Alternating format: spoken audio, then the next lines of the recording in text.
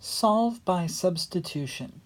X plus 2 equals 3y, and x minus 2 equals 2y. In this situation, neither of the variables is isolated in either of the equations, so before we can make a substitution, we have to isolate one of the variables. Isolating y would be more complicated in each of these because to get y alone, we would have to divide by the coefficient, and that would give us fractions. And it's best to avoid fractions if we don't need them.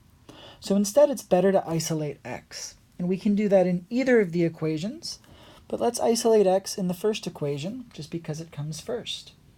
To get the x alone, we need to subtract 2 on both sides. And this is going to give us x equals 3y minus 2. Now that we have x isolated and we know that it's equal to 3y minus 2, in the other equation, wherever there's an x, we can replace that with 3y minus 2. I'm going to rewrite the equation just because there's not that much room. So we have x minus 2 equals 2y, but we saw that x was 3y minus 2. So instead of that x, we can write 3y minus 2.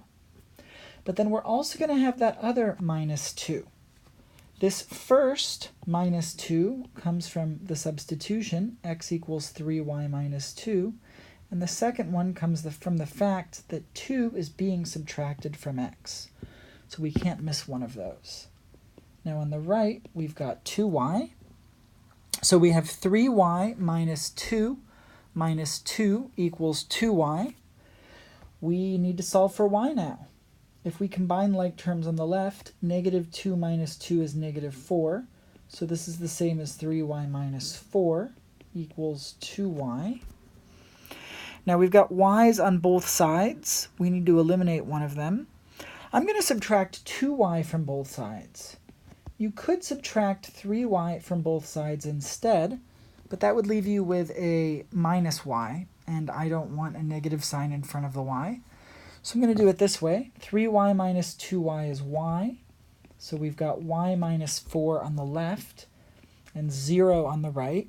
2y minus 2y is 0. Now to get y alone, we add 4 to both sides, and this gives us y equals 4.